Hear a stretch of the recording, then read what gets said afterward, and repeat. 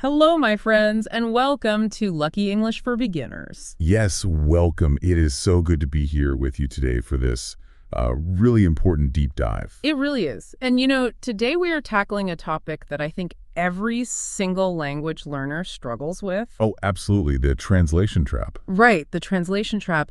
You know that exact feeling when someone asks you a very simple question in English and suddenly your brain just completely freezes. Yes, the dreaded delay.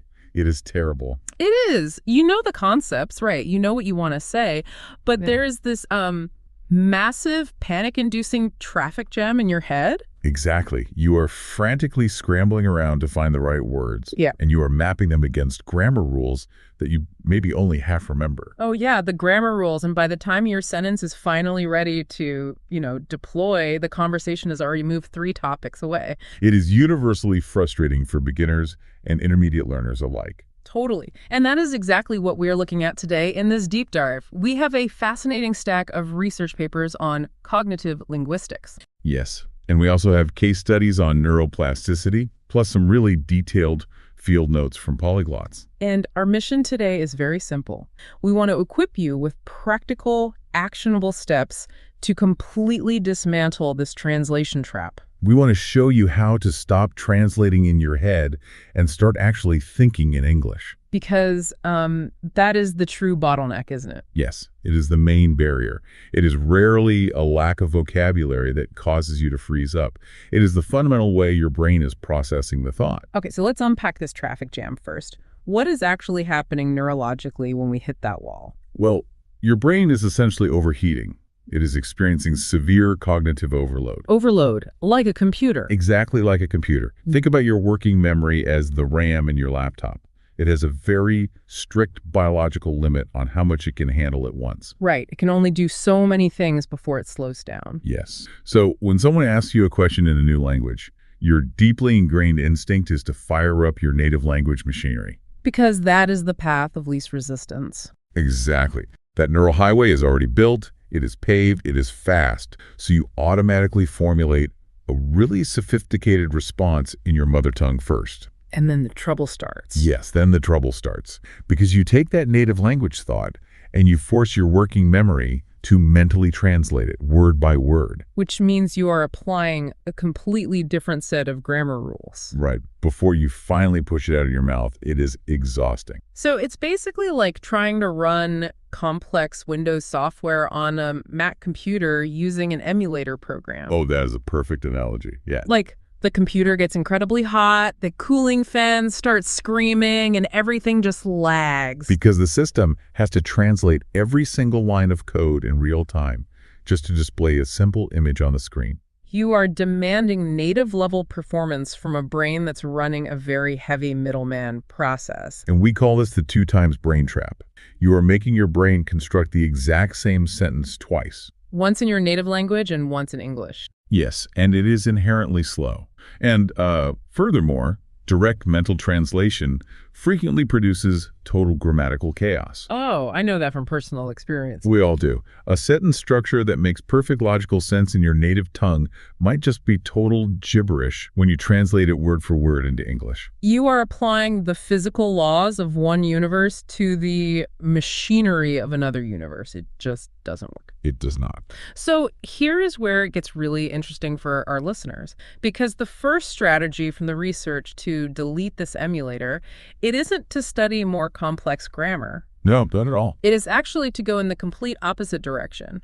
The advice is to think in incredibly small, simple sentences. Yes. Drastically lowering the cognitive load is the only way to build a new, direct neural pathway. So you have to bypass your native language entirely. Exactly. And you simply cannot do that while you are trying to process complex, abstract theories. You have to start with the absolute bare bones basics. I like what? Give us some examples of these simple sentences. Things like, I am sitting on a chair. The sun is bright. I feel warm. Wow, that is basic. So you are just narrating your immediate physical reality. Yes, exactly. So let's say I'm on a bus. Normally, my internal monologue is stressing out about an upcoming meeting or analyzing an email from yesterday. Right. Highly complex thoughts. But I'm supposed to swap that out for simple observations like, the bus is full, people are standing, I have a seat. Yes. You are taking what the research calls a word photo. A word photo. Yes, you are capturing a snapshot of your environment using very basic English vocabulary. I have to admit, though, as an adult learner, someone who uses language for professional or intellectual reasons, this feels far too basic. It does feel a little strange at first. Right, because I have complex thoughts. I want to debate economics or express nuance. If I am sitting on my commute just saying, the bus is full, isn't that sparing my intellect? It feels reductive, yes. Maybe even a bit childish, but you have to consider the neurological mechanics of the exercise. Okay, break that down for us. Every single time you form a complex thought in your native language and then try to translate it, you are actively strengthening that emulator. You are practicing the bad habit. Exactly. You are reinforcing the habit of translation. But when you force a simple word photo directly in English, you create a direct synaptic link. A link between what? Between your visual cortex, the actual image of the full bus, and your English vocabulary center. You are starving the old translation pathway of oxygen. Oh, I see. Okay, it is like a professional artist going back to sketching basic shapes. That is a wonderful way to think about it. You have to master drawing the foundational outlines, the simple circles, the basic squares, so automatically that your hand just does it without thinking. Right, because if you have to consciously think about how to draw a simple curve, you will never be able to paint a complex masterpiece. That makes perfect sense. The immediate goal isn't poetry. The goal is to short-circuit that translation reflex. Yes. And once that direct link is established with simple word photos, your brain will naturally scale it up to accommodate much more complex vocabulary later. Okay, so I'm buying the word photos. We are sketching our basic shapes. But here is the logical flaw I am seeing. Let's hear it. If I am only taking mental snapshots with the simple vocabulary I already know, how do I ever get the new words to eventually paint that masterpiece? That is the next step. Because if I am avoiding my bilingual dictionary to keep the emulator shut down, where do the new words come from? Your brain requires raw data. You cannot output language if you are not feeding your system the right ingredients. Makes sense. And this brings us to the critical concept of input. You need to flood the brain with the target language through listening and reading. So surrounding yourself with English, like podcasts, movies with subtitles, maybe English music. Exactly. Constant input. But the research notes mention something really specific here that I actually want to push back on. The children's books. Yes. They heavily recommend simple children's books for adult beginners. And I'm sitting there thinking, wait a minute. It sounds strange, I know. If I need to lead a business meeting, how is reading The Very Hungry Caterpillar going to help me? Won't that just teach me how to talk to a toddler? It definitely seems counterproductive if you only look at the vocabulary itself. But you are not reading the book to learn the word caterpillar. Then what am I reading it for? You're reading it to train that mechanism of direct association we just talked about. Oh, the direct link? Yes. Adult brains often struggle with pure auditory immersion. Without context, the English noise just gets filtered out by the brain. Right. It just sounds like Charlie Brown's teacher. Wah, wah, wah. Exactly. Yeah. So the genius of a children's book is the multimodal reinforcement. The language is very clear, and crucially, it is heavily supported by visual aids. So if there is a picture of an apple and the text says apple, my brain does not have to translate the English word into my native language to understand it. Precisely. The visual cortex recognizes the picture of the apple and links it directly to the new phonetic string, apple. No native language middleman required. Right. Children's books are essentially structured, prepackaged word photos. They train your brain to associate English words with concepts and images, not with native language translation. Wow. And as you absorb this input over time, whether it's through those simple books or just constantly listening to English podcasts, something fundamental shifts in the brain, doesn't it? It does. The pattern recognition changes. It goes from feeling like an alien code to feeling like a normal rhythm. Yes. Passive absorption is vital for that pattern recognition. You see, the human brain is a prediction machine. A prediction machine? Yes. When it hears the English language enough times, it stops treating it as a puzzle that needs to be actively solved. It starts anticipating the sounds organically. It becomes like music for your brain, like having a catchy song stuck in your head. The rhythm just embeds itself through sheer exposure. Exactly. But as powerful as passive input is, the linguistic research highlights a massive cliff that people tend to fall off right about here. The fluency cliff. Right. Passive listening does not equal spoken fluency. You can listen to English for 10 years, understand complex podcasts perfectly, and still completely freeze when someone asks you to speak. Why is that? If the brain knows the words, why can't the mouth say them? Because the physical machinery of speaking hasn't been trained at all. The physical machinery, like the mouth muscles. Yes. A listener can develop an immense passive vocabulary while their active spoken vocabulary remains near zero. Which brings us to a really fascinating active listening technique designed to bridge that gap. The research calls it shadowing. Shadowing. It is incredibly effective. This absolutely blew my mind when I read about it. Explain how shadowing works for our listeners. It tackles the physical deficit directly. You listen to English being spoken, maybe an audiobook, a podcast, or even this exact deep dive, and you repeat the words instantaneously. Instantaneous? Yes, just a fraction of a second behind the speaker. Like a near instantaneous echo. Exactly like an echo. Yeah. You are copying the vocabulary, sure, but more importantly, you are copying the cadence, the intonation, and the exact physical shapes the mouth makes. So mechanically, what is this actually doing in the brain that just, say, reading a text out loud doesn't do? Well, it activates the phonological loop in your working memory, and simultaneously, it engages Broca's area. Broca's area. Yes, it is the specific region in the frontal lobe of your brain that is responsible for speech production. Oh, wow. When you just listen to a podcast passively, Broca's area is relatively quiet. Your articulatory muscles, your tongue, your jaw, your vocal cords, they aren't learning anything new. Because they aren't moving. Exactly.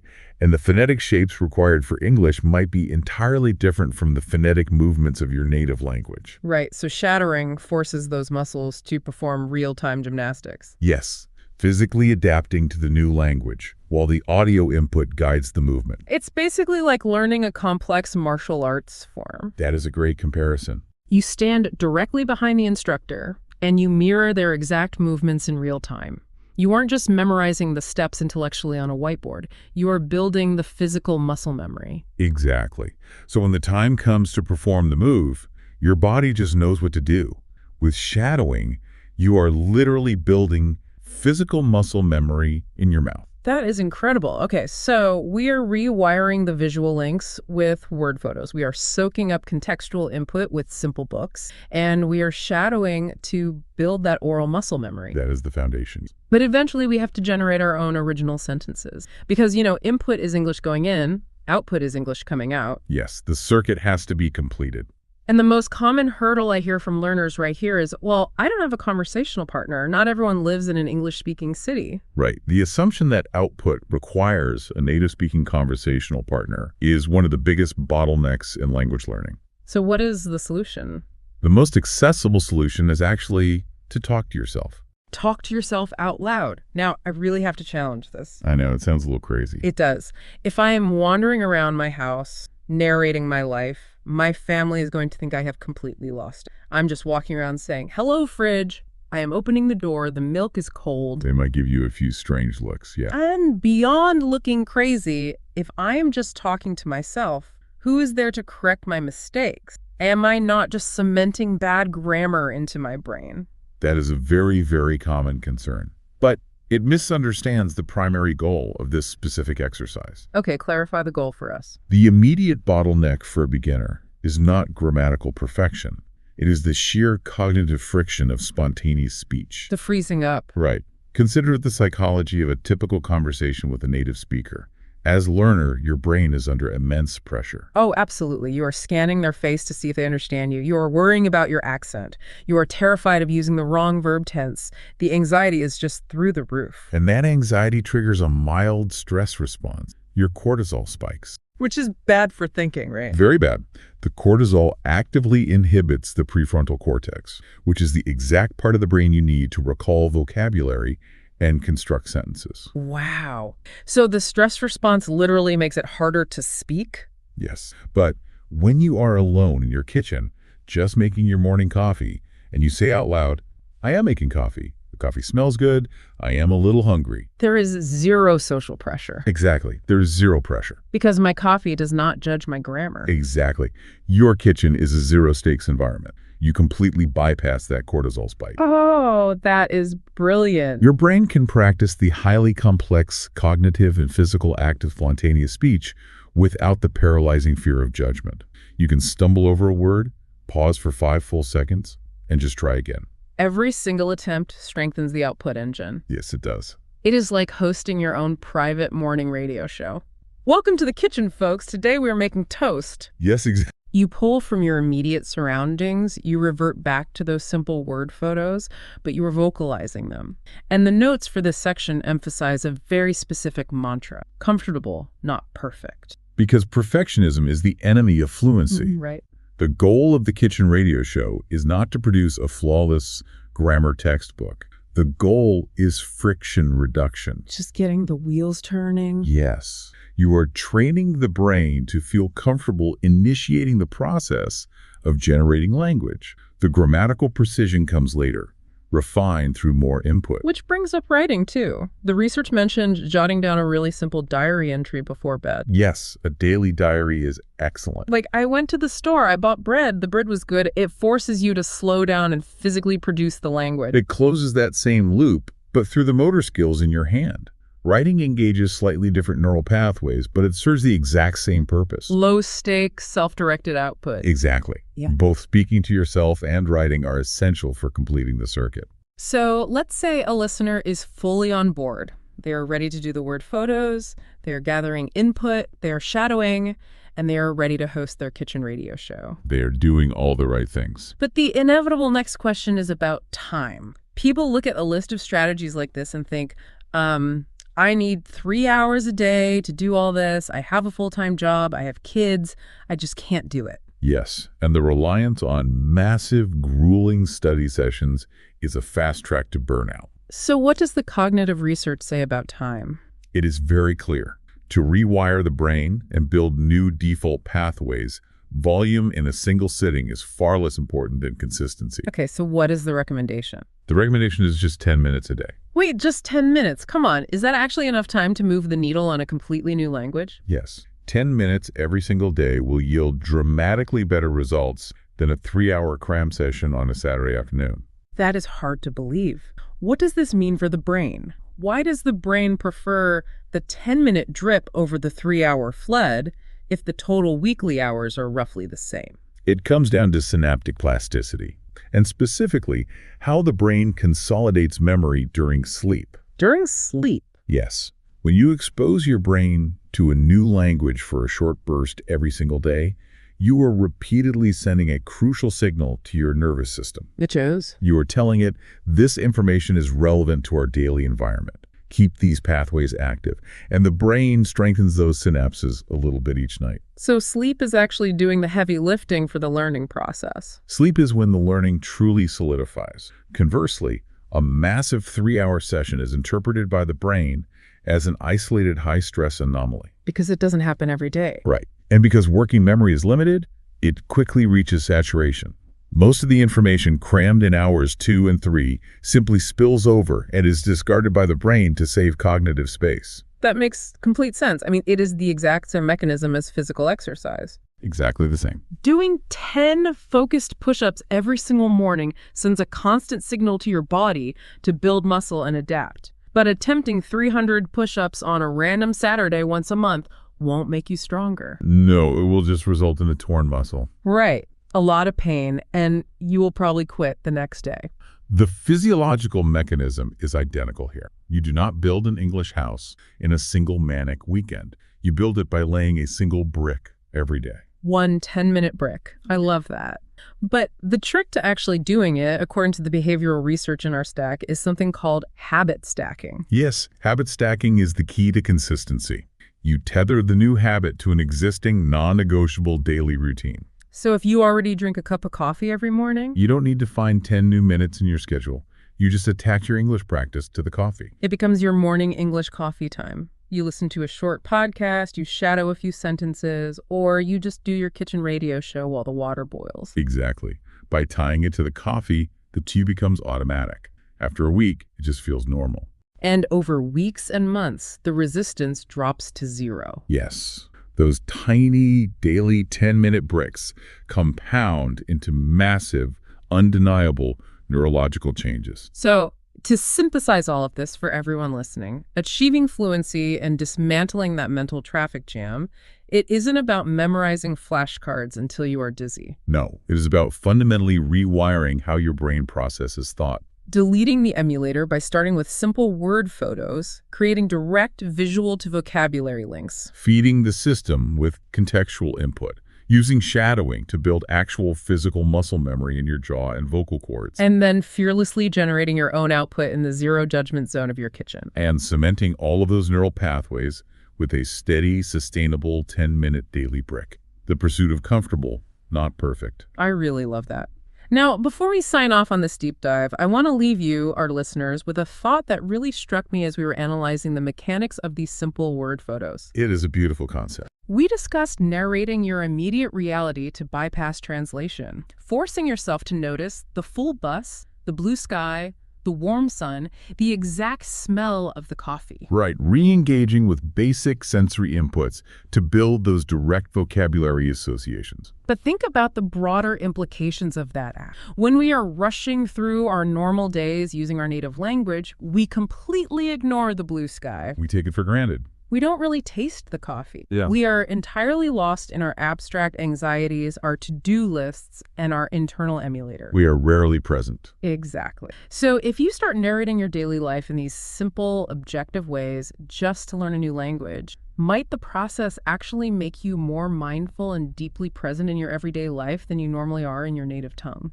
That is fascinating. The mechanical process of language acquisition inadvertently becomes a powerful exercise in mindfulness. By forcing your brain to pause and find the simple words in a new language, you are suddenly truly seeing the physical world around you again. You are awake to your surroundings. So the next time you find yourself freezing in a conversation, feeling that frustrating delay in your head, just take a breath, look at your surroundings, and take a word photo.